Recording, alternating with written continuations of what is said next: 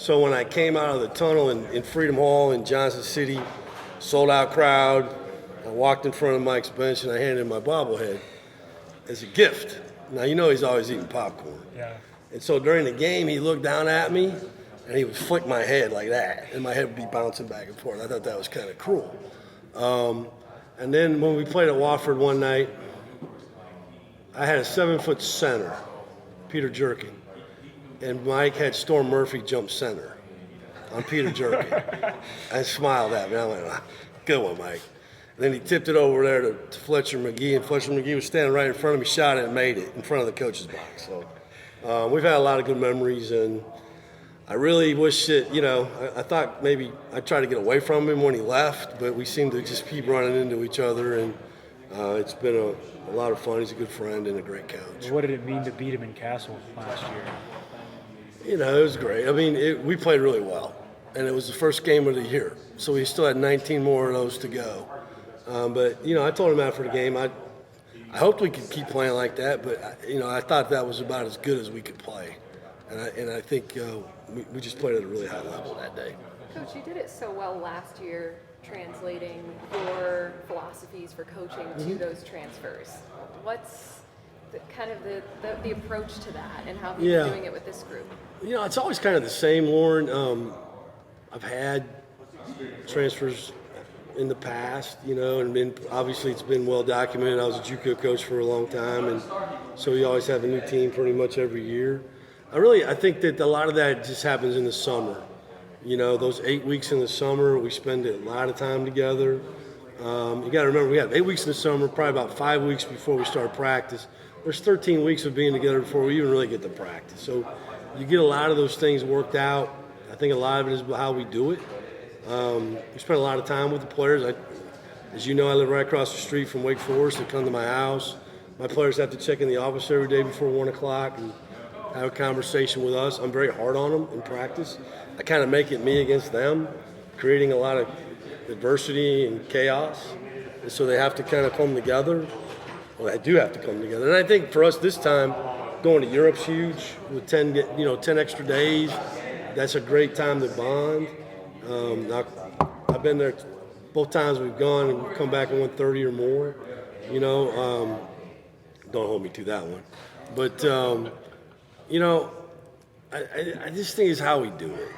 We're very personal with our players. And I think I don't really ever worry about chemistry because it's always something I think that's what we do, and if you saw us, you come see us practice right now, you see we have really, really good chemistry. Yeah. Coach, you talked about the importance of that non-conference schedule this year. What went into scheduling the teams that you did schedule? Well, first of all, I anticipated Jake to come back because scheduling is really much. He left June 1. It was pretty much done by then, right? And I knew we had to upgrade it based on the feedback I was getting from why we didn't get in the tournament. And I knew that going into it. We were coming out of a different time with that group last year where we had 9 new guys and we just coming out of COVID, we just didn't know. And we needed to win. We needed a momentum. We needed the fans to have a reason to come watch us play, right? Nobody's going to come watch you play if you're not winning. That's the best marketing tool that there is. Not the kiss cam or the baby races, it's winning. And so we did that. And we got momentum and the crowds picked up. And so I thought that helped us. This year, you look for high major games, quality opponents. We haven't, it's been documented over the last few years, 10 years, we haven't had a ton of success. So we're not going to just get into Maui and in places, Bahamas, we're going to have to earn our way in those places. So we're going to Jamaica this year, probably go to the Caymans next year, we'll see, for our MTE. The Big Ten Challenge is always what it is. I was just thinking about expansion. Heck, we might have to go to dang UCLA all the way out there, or USC. That'll be a hump. The SEC matchup is good with Georgia. Another Big Ten matchup with Rutgers is good. Neutral sites are important.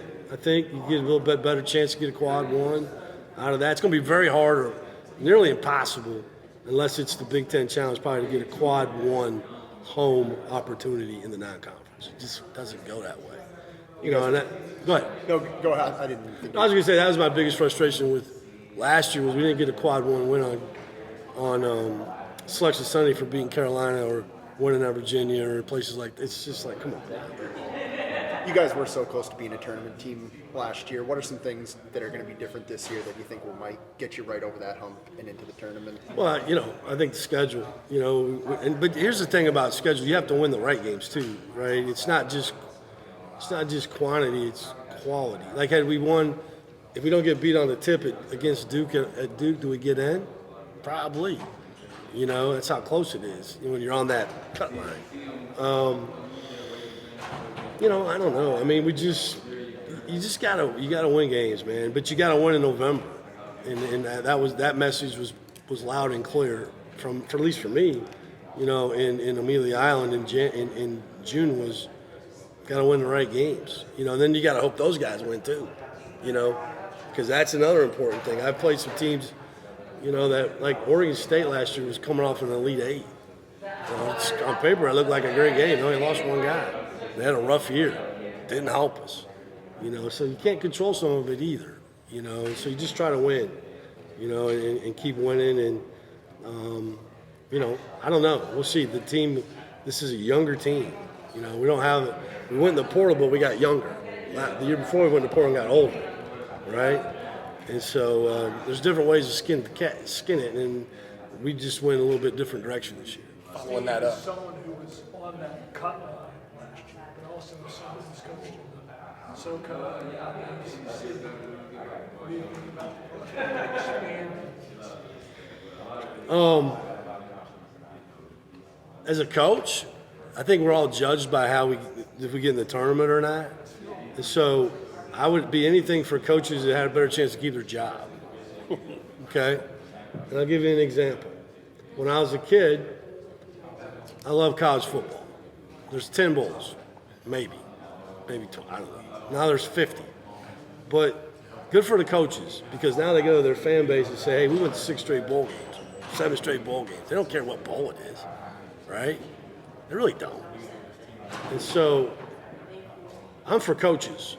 And so if it says to me that 30 other coaches or 20 or 10, I don't know, can get in, then good for them, man. And you can't tell me that, it's going to water it down. Why? It's college basketball. It's a great sport. There's great games. You know, I don't know how they would do it. I'm not that smart. I can't even figure out a bracket. So it's like, it's great what it is now. And everybody's going to be like, oh, he's just saying that because he didn't make the tournament. No. What I'm telling you is I believe in coaches. And I want my colleagues to be able to keep their job. And if you're judged that way, then, hey, the more opportunity, the better. Coach, I wanted to ask you about your roster because you said that this team is already developing chemistry right off the rip, and you opened your eyes with how you've been able to build chemistry with these teams during the transfer portal era. This team in particular, though, do you think you have an identity for them yet? Oh, yeah. You still gotta wait? Yeah, no. Identity to me never changes. Okay, that's one of the things I learned as a coach is you have to know who you are. Now, you know, your style of play maybe changes a little bit from team to team, but who you are is who you are, right? And so my teams have always played really hard, they played really smart, and they play together. Now, they don't always play smart, but they can play hard together. And these guys have heard me say this 1,000 times. We share the ball. That ball moves. You watch us play, that ball's moving. We're tough on gritty grind, we're tough on defense. We rebound the ball with 2 hands, hopefully, and we execute, right? I don't care what offense or defense you run. If you can do those things, you're going to win a lot of games. And so they get that ingrained into them from the moment they step on campus. And when you walk in the practice facility, in the office it says grace. Grateful, respectful, accountable, committed, enthusiastic. That's how I try to live my life. That's how I try to hopefully help them live their life. And so that's how it starts. But then there's got to be, the big word in that deal is accountability. And most people say they don't want to get coached till they get coached. Nobody wants to say that, I want you to tell me the truth till I hear the truth. 'Cause that damn truth hurts. And if you've been, these guys have all been in there, they understand there's a high level of accountability in our practice. I'm going to say some things that going to hurt some feelings. But through time, out of respect and relationship with the players, that's how that all comes together. And ultimately, it's going to be, I'm going to cut him. It's going to be me against them, creating the chaos. And so then they have no choice but to come together. A lot's been made of the ACC moving. Yeah. Does that change anything for your day-to-day? Not really. I mean, obviously I have a lot of respect for the people in Greensboro. I know that's a hard decision for them, and they've years and years of hard work. And I mean, I have played in there a lot just because I was in East Tennessee State too, and I was in the Coliseum. But change is hard for everybody, man. We're all going through it. I don't like, we got NIL, we got transfer portal. Back before we had Prop 48, Prop 42, blah, blah, blah, blah, blah. Change is hard, but you got to change to get better, And so for me personally, no. I mean, it's a little bit longer drive here than it is to Greensboro, but I don't get called to the office very much unless I get in trouble, I guess. I don't know. I don't really go there, So, I know that was hard, and I'm just thankful it's still in North Carolina because this day's a lot easier for me. Steve, when you were talking about scheduling as part of your feedback on why you came up short, do you think the league's perception last year had anything to do with it? Sure. In terms of, I feel like we spent most of the season everybody saying it's a down year, that it caught up with like you guys at Virginia in that regard. Yeah, now they're going to tell you that the narrative doesn't matter, but we're all human, right? And so you can't help it when you hear that over and over and over. And that's what we heard in November. And you know what? Probably we didn't win the right games in November, okay? But I remember, and I've had this conversation today, I remember on January 1 when we lost to Miami at Miami. And I came home and I called somebody that I know in the national media and I said, listen, Miami's really good. They're really good. And he's argued with me saying that they lost to Florida Atlantic in some ballroom in a casino in or maybe wherever it was. I think it was actually where I don't know, it might have been at Florida Atlantic in November. I said, well, yeah, okay, I hear you, but we get better or we get worse. And one of the things about the ACC you got to remember too, we got really good players. So there's going to be a lot of roster turnover in our league. Because a lot of guys go to the NBA. We had 6 guys drafted in a down year in the first round. So it takes a little time. Now we got transfers coming in. So it took teams a little bit longer to get going. So those games are tougher in November.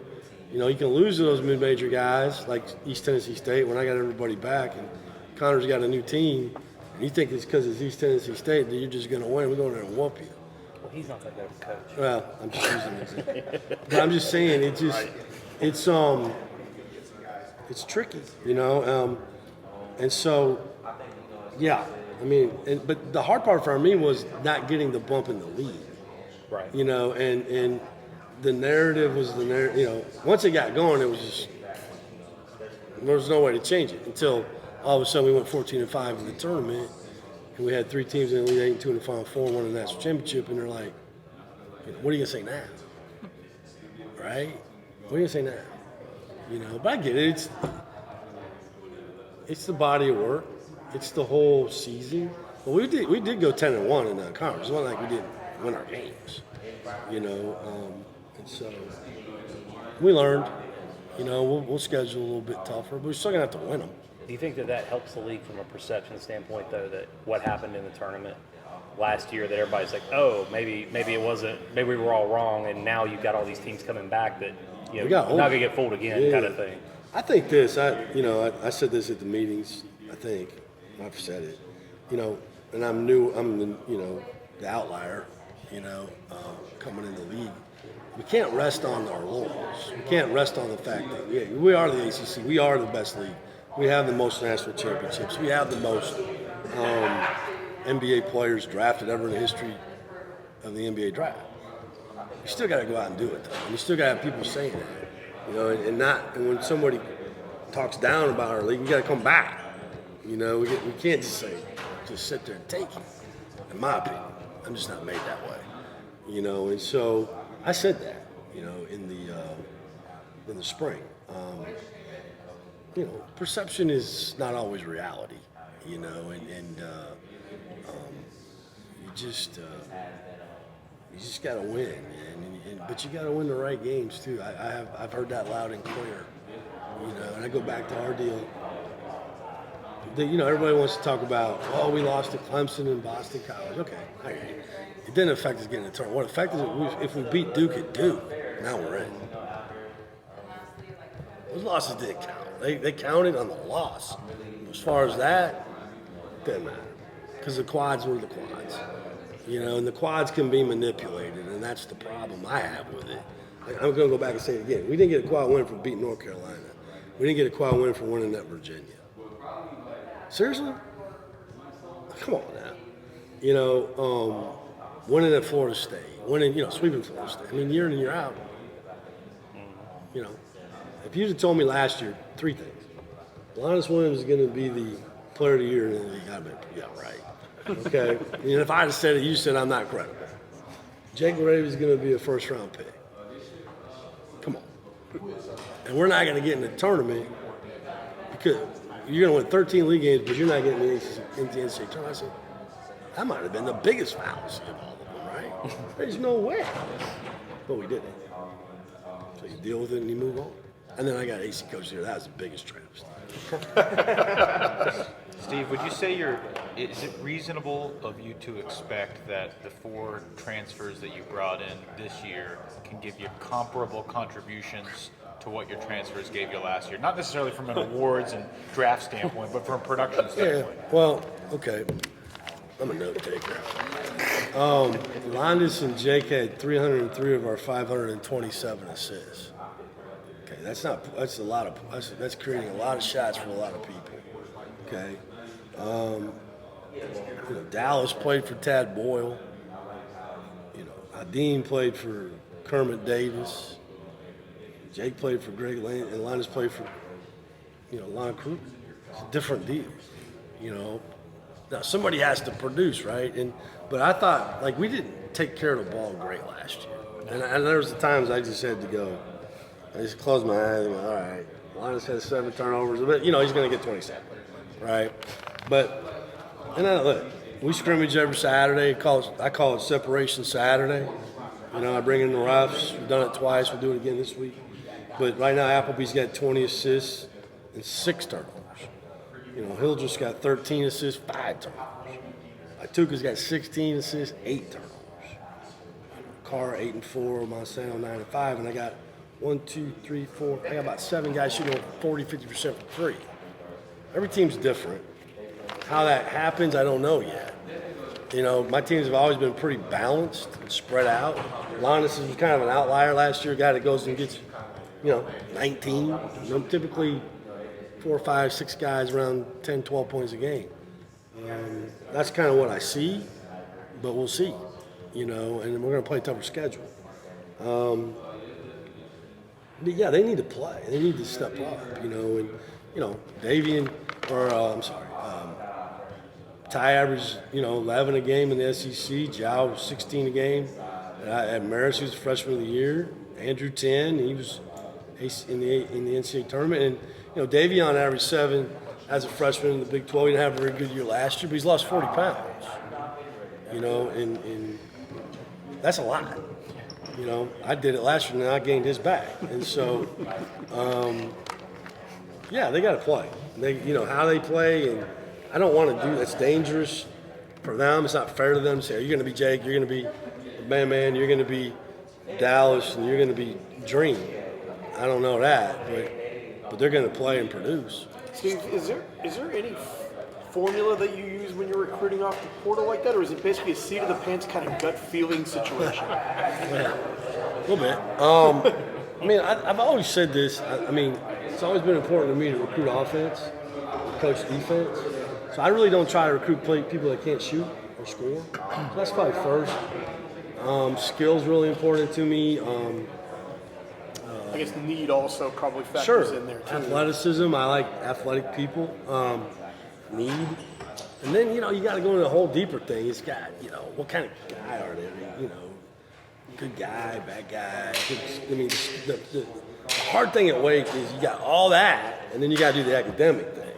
Listen, when you leave the basketball facility at Wake, you're not a basketball player when you're a student, okay? And so that's different than a lot of places. And they got to want to do that. That's not changing, okay? And then when you transfer, you got these credits over here. Well, we got to take enough of them just to even have a chance to be eligible. Right. So you're leaving a lot of credits on the table that a lot of schools ain't going to do. So a lot of guys ain't going to do that. And so it's a lot of balancing to do it. I think just years and years of doing it, you know, too. I'm from Iowa, but I always say I'm from the show me state. You know, I like to see it with my eyes. I trust my eyes more than what I hear, because I grew up at a time recruiting when there wasn't internet. Right. There wasn't YouTube highlight tapes and likes and tweets of everybody blessed to receive an offer from so-and-so, and this guy's the greatest up-and-coming player ever. It drives me nuts. You know, I like to see it with ease. You know, I trust my eyes. I trust the eyes of my staff. And I try to teach them that. You know, don't block out the noise and watch. Dave Clausen's a perfect example of that. That's what Dave's built his program that way. You know, and and that's why he's the best. You know, because he trusts these, and then he develops them. And you know, the only hard part for me is those guys got to stay for 3 years. They have no professional option. First of all, you don't have to go to college. You can go to overtime league. You can go to G League Ignite. You can go overseas. You can still just go to prep school and just play a year and go pro. Or you come to college for a year and maybe no years now. So there's just so many things that our guys can do comparable to other things. Like baseball players come, this is college, they got staff. Yeah. That's why I never understood why baseball players didn't just go to junior college. They get drafted every year. Doesn't make any sense to me if you're really good, right? Yeah. I don't know. I mean, who did that? Mike Trout? One of them guys did that. I don't remember. Bryce Harper, that was it. Las Vegas. You mentioned body transformations. I'm curious about Andrew Carr and how he's transformed his body since arriving on campus to be able to make that jump to compete in the ACC. Yeah. Because you're going to want some inside and outside presence from him, right? Yeah, he's an interesting. He looks skinny, but he weighs 224 pounds. You know what I mean? So it's kind of like he's not. You know, he plays physical, but he can get bumped off his path still a little bit. Where Jake, you know, I don't like doing that because it puts a lot of pressure on him. You know, Jake is going to get downhill because he's 230 pounds and thick. Jake is a big and thick guy. And so Andrew's a little bit more of a finesse player than him, but he's a really smart player. And he can really shoot. I think he's a better three-point shooter than Jake at this point, you know, in his career. He's probably playing on the perimeter a little bit more than Jake did, you know, based on stretch, whatever he is stretching. So a lot of offense will go through him. You know, we'll count on him heavily. But, you know, yeah, we'll see on the wear and tear. He works really hard in the weight room. I don't know how much actual more weight he needs to gain. I think he just needs to get, you know, more physical. Who probably spells him at the 4? Will it be Bobby or will it be somebody else? Probably Bobby. Bobby's a 3-4, 4-3 like Jake was last year. I don't see Andrew playing 3 right now. I mean, Zach could. You know, he's just not quite there yet. He's getting there, but it's a lot for a freshman. You know, Bobby's a freshman, but he's a little bit More seasons. he's more seasoned, more skilled. Yeah. Zach's shown the ability to shoot the ball from 3 and rebound the ball at a high level. He's got to be able to defend and handle that position. He'll play some 5. Damari could. I don't like to. Damari needs to play more 2-3. Which is pretty small if you put DeMar Yeah, 4. that's not what he's good at, you know. And so, right now, I'd say Andrew and for sure for Bobby. Steve, I'm good. No, you're good. We'll do a couple All more. right, sorry. When you talk about the transfer portal, you've had a different background from a lot of people of being able to put together rosters at different levels.